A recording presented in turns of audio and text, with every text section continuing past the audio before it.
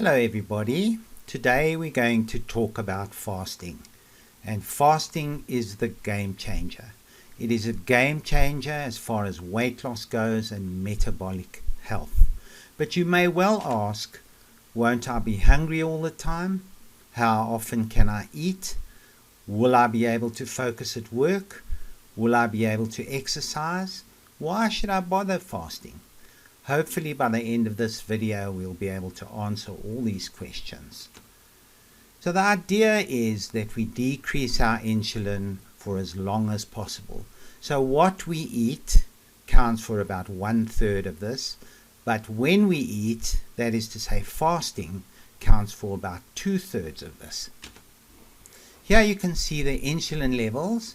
So if you eat the right things, you'll prevent this peak from going very high. But if you really want to get your insulin down for long periods of time, you need to practice intermittent fasting. Fasting is the most traditional healing mechanism. Hippocrates in 460 to 370 BC said to eat when you're ill is to feed the illness. Plutarch, Plato, Aristotle, and even Benjamin Franklin described fasting as the healer within. All the religious traditions, Judaism, Christianity, Buddhism, Islam, and the ancient Eastern religions, are all advocates of fasting, both for spiritual reasons and for physical reasons. So let's have a look at the physiology of fasting and the 5 stages that your body goes through. Obviously these stages overlap and they're not exact. So in stage 1, which most of us never get past, from 0 to 4 hours we are burning exogenous glucose. Then we go on to stage 2 and we start digging into our carbohydrate storage, which is glycogen. So glycolysis gives us more glucose. By stage 3, 16 to 24 hours, muscle and fat start getting energy from free fatty acids. At around 36 hours, gluconeogenesis, some from amino acids happens, and we lose a little bit of a muscle, but this hardly lasts longer than 12 hours. Then stage 5, everything starts using free fatty acids, except the brain, which uses ketone bodies. 85% of its energy comes from ketone bodies, and the other 15% from glucose. Red blood cells also have to use glucose, and this little bit of glucose that we need comes from gluconeogenesis. We in fact don't need to eat any glucose at all, ever. So what's going on in the blood? The free fatty acids have gone up by 373%. The glucose has gone down a little bit. The ketone bodies have increased by 2,572%. And our energy source at this stage is ketone bodies and free fatty acids. What happens hormonally when you fast? Your insulin and growth hormone go down, which helps you build muscle and recover faster. You burn fat. There's decreased insulin resistance. On the other hand, the adrenaline goes up, so your resting metabolic rate goes up by 10%. Even your VO2 max increases a little. You burn fat and you can train harder when you're fasting. If, on the other hand, you go on a low-calorie diet, you do not get growth hormone or adrenaline. So muscle wasting occurs, you get tired and lethargic. This does not happen when you intermittent fast. Let's look and see what happened to America's biggest losers, who went on a low-calorie diet and basically ate less and moved more, the philosophy that we have. Have a look over here. This is their resting metabolic rate. In other words, how many calories were they burning just sitting doing nothing? And the dark dots are before and the hollow dots are after the 30 weeks of this. This is their fat-free mass. In other words, the weight of their body excluding the fat. They lost huge amounts of fat, but you'll see they also lost a lot of fat-free mass. So look at this guy. He started off, his resting metabolic rate was 3,600 calories, and at the end it was 1,800 calories. He also went from nearly 100 kilograms of free fatty mass down to 75 kilograms of free fatty mass. In other words, not only did he lose fat, he lost a lot of muscle and connective tissue. And that's why his resting metabolic rate went down. And that's why he was tired and wasted. And that's why he put all the weight back on. Fasting would be impossible if you were hungry all the time. But let's have a look and see how hunger works. In the hypothalamus, you have two centers. You have a hunger center and you have a satiety center. And these are acted on by various hormones. Protein stimulates peptide YY, which goes to the satiety center. Fat stimulates cholecystokinin, which does the same thing. Also, when you eat something with bulk that stretches your stomach, there's an inhibition of hunger. Sugar, on the other hand, does not go to the satiety center at all. It goes to the reward center, the same place as cocaine. So all you get is a dopamine kick after sugar. And when that goes down, you're addicted and then you need more. The hunger hormone ghrelin is a circadian hormone that goes up and down. Usually it comes up at breakfast, lunch and dinner because you've trained it to do that. But let's have a look and see what happens to ghrelin when you fast. So when you fast, the ghrelin will still go up, but now you see you didn't eat, the ghrelin goes down again, and this corresponds to when you're hungry or not. So if you're able to tough it out for an hour or two when you're hungry, the hunger goes away while you're on a fast. And gradually, with time, the average ghrelin goes down the longer you fast. So people fast and don't get hungry. They're less hungry when they eat sugar. Imagine you have a breakfast of this. It's got no satiety hormones, there's no stretch receptors, the glucose spikes your insulin, and it goes to the reward center and secretes dopamine. So it's not surprising that 3 hours later you're foraging around for some more carbohydrates. Let's have a look at the different fasting regimes. And let me say at the outset, there's no best one. They all work differently in different people. So you need to tailor fasting to your own goals and needs.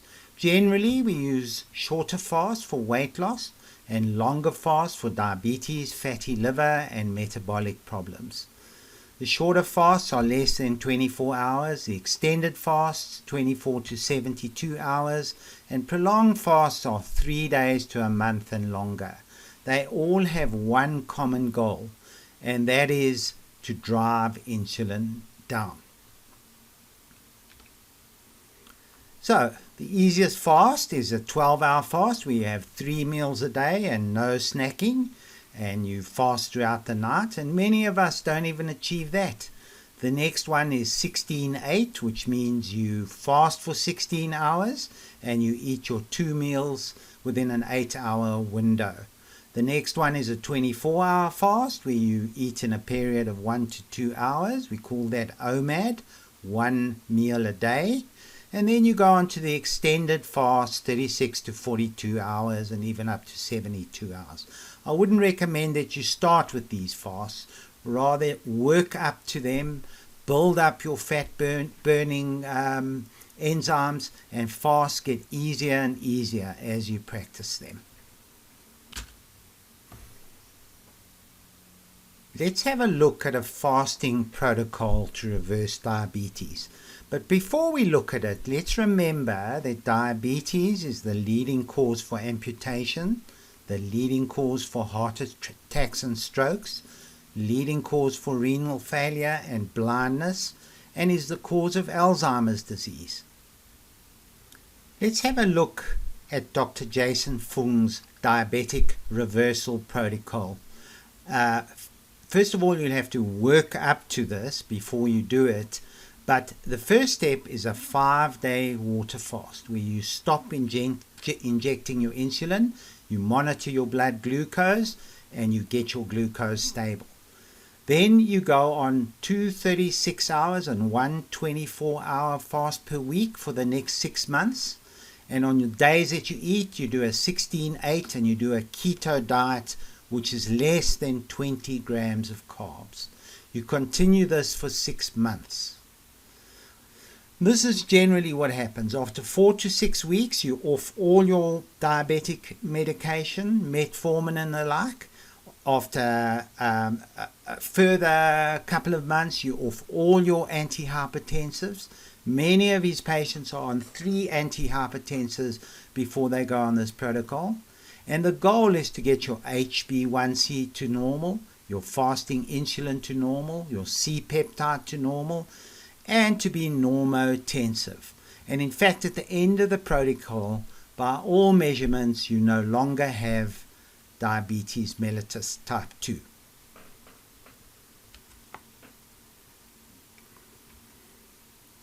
The next thing we're going to look at is fasting for autophagy.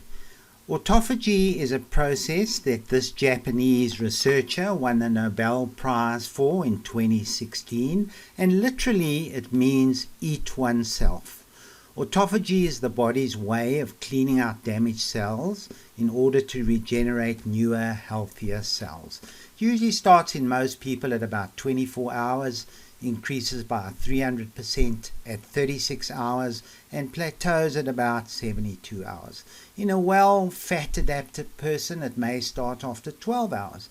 And in a person on a standard American diet, it may start after 72 hours. Very difficult to measure, but it is a process that we know very little about.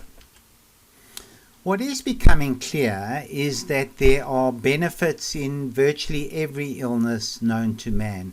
Autoimmune disorders such as psoriasis, lupus, arthritis, celiac disease, and many more. And in chronic inflammatory diseases like Crohn's, irritable bowel syndrome, and neurodegenerative diseases. It's also been touted that it could prevent cancer, and it is well known that fasting helps chemotherapy. Both helps it to work and less side effects. It's also an anti-aging process. I personally have seen somebody cure their urticaria using fasting, and I myself believe that I've cured my Graves' disease by prolonged fasting. Let's have a look at the sick brain, for example. This is a patient with Alzheimer's disease, which is also known as type 3 diabetes, because we're pretty sure it's due to chronic ingestion of glucose.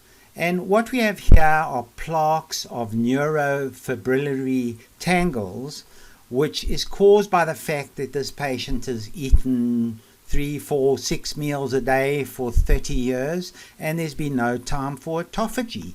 Eventually, this will go on to amyloid, which is just glycosylated protein, and will be irreversible. But if this patient began to fast and practice autophagy, this would probably not have happened. Autophagy is an exciting new area of research, and I can't really do it justice here, but I urge you to find out more about it. Let's go through some common questions about fasting. Do I have to practice extended fasting often? Well, that depends on your goals. If you just want to lose a little bit of weight, I have a friend who went from 115 kilograms to 81 kilograms in 9 months by just going on a keto diet and practicing 16-8 fasting. So it depends on your goals. How much weight will I lose? Well, you'll lose about half a pound or 250 grams of actual fat for every 24 hours that you fast. How long before I kick into fat burning? On average about 16 hours, but in a fat adapted person it can be quicker, and in a person who's not fat adapted it may be a little longer. Does fasting burn muscle? Well, as I said, at around 36 hours it burns a little bit of muscle, but once the growth hormone kicks in, it's not a problem, and you don't actually lose fat mass with intermittent fasting. Can I work while fasting? Absolutely. Once you are fat burning, you feel absolutely fine. In fact, the ketone bodies make your mind very clear and you can work well. Can I exercise? Absolutely, you can exercise. Again, if you're fat burning, it shouldn't be a problem. And many athletes today train while fasted, and they believe that there is an athletic advantage to that. How much water should I drink? Will be guided by your thirst. And remember, sometimes you mistake thirst for hunger, so drink some water even if you feel hungry. Will I have extra skin?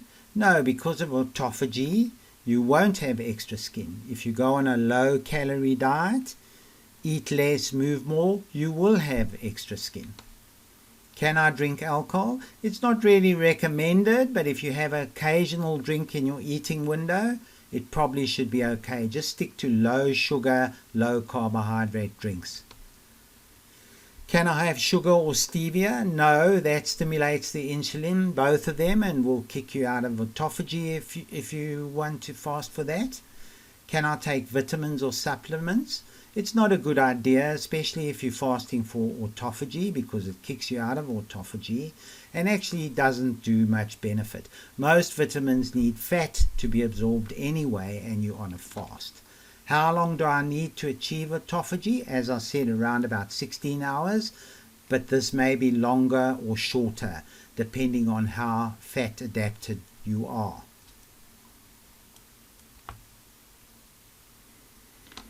You might think this is difficult, but all these people from Dr. Fung's Facebook page, The Fasting Method, they've all lost weight. Many of them have reversed their diabetes, reversed their fatty liver and their metabolic syndrome. You can do it and you can enjoy it. I enjoy fasting. I feel good when I fast. So I hope that I've converted you to fasting. Thanks everybody for listening, and until next time, goodbye.